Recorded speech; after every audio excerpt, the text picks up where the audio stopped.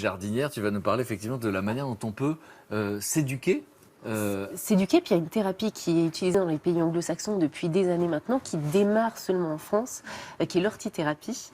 Hortithérapie, c'est la thérapie par le jardinage. Donc comment, en utilisant le jardinage comme base du quotidien, on arrive à aider les personnes en situation de handicap à découvrir plein de choses. Donc déjà les 5 sens. L'odorat par exemple, on s'en doute bien, avec les aromatiques, les fleurs, on va se réapproprier ce sens-là. Le toucher, bien sûr, parce que par exemple, je vais vous montrer des photos.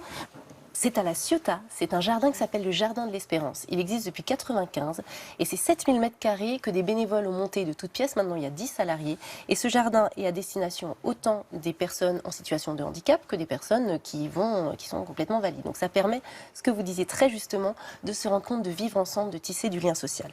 Alors qu'est-ce que c'est qu'un jardin pour l'hortithérapie? C'est un jardin, comme vous le voyez, classique. Il y a des fleurs, il y a des arbres. Mais, par exemple, les allées sont beaucoup plus larges pour que l'on puisse passer en fauteuil roulant. On a beaucoup plus de matière pour qu'on puisse toucher, pour qu'on puisse ressentir, pour qu'on puisse toucher des galets, des pierres, écouter des bruits différents. Donc, par exemple, c'est un jardin dans lequel il va y avoir un désert, une garrigue, un jardin des papillons, un verger, un potager, un jardin méditerranéen, un jardin d'agrumes. Il y a jusqu'à 17 ou 18 types de jardins différents pour faire tout un parcours. Alors, on parlait des 5 sens. Regardez, personne en situation, voilà, elle est en train de toucher les racines.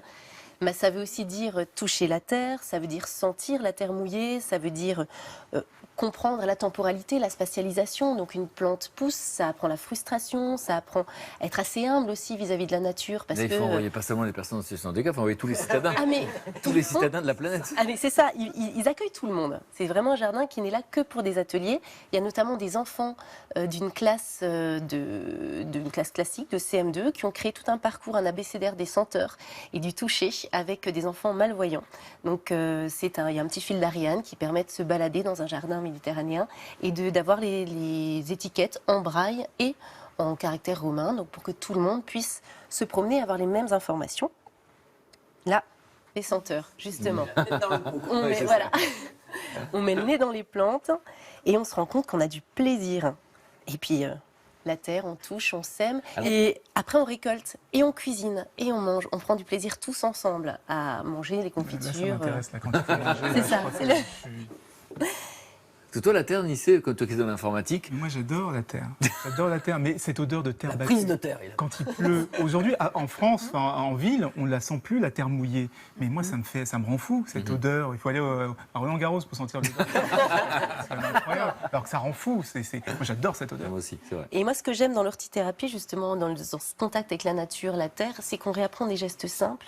On responsabilise, c'est-à-dire qu'ils reviennent toutes les semaines, ils apprennent des petits gestes de motricité fine, donc c'est quelque chose de magnifique. Sébastien, ce regard, ça veut dire quoi?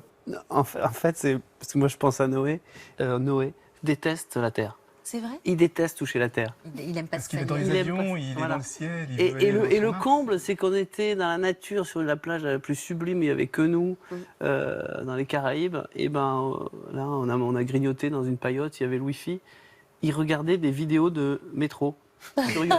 Oui, parce qu'il aime le métro. Voilà, donc C'est c'est là où c'est intéressant, c'est de voir que finalement ils sont surprenants aussi. Oui. Mais voilà. Mais on peut tous changer, Mais il n'y a que 14 exactement. ans. Et donc, c'est juste une visite pour tout le monde ou pourquoi on parle de thérapie là? Là, on parle de thérapie parce que ce sont des personnes qui viennent principalement de l'écologie ou de l'environnement et des animateurs qui sont accompagnés d'un psychologue. Et tous les jours, il y a des groupes de personnes donc, en situation de handicap qui viennent, mais également d'enfants. C'est vraiment un lieu pour tout le monde pour apprendre et la nature et à se sentir mieux et tout simplement découvrir ce qui nous entoure. Donc, Mais là, ils apprennent les sens, etc. Mais nous, on a dû lui apprendre les émotions.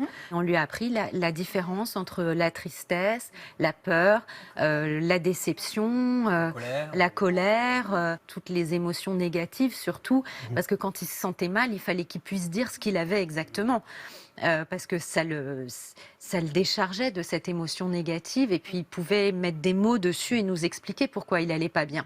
Et donc, sauf que voilà, l'apprentissage est toujours plus long Bien sûr. chez les Oui, enfants. bien sûr, mais le fait de voilà. mettre des mots sur ses propres émotions, on sait aujourd'hui que c'est les thérapies des nouvelles générations. Mais c'est ça. Et on ne mais le savait pas il y a encore pas si Exactement. longtemps. Du coup, Exactement. il fait un apprentissage et une psychothérapie en même temps, puisqu'il apprend. Mais oui, Oui. mais du coup, il fait les deux en même temps. Bien sûr, bien sûr. Voilà. Du coup, il se décharge de ses frustrations parce qu'il apprend les concepts là où d'autres peut-être ne parlent pas et parce qu'on leur demande pas de le faire.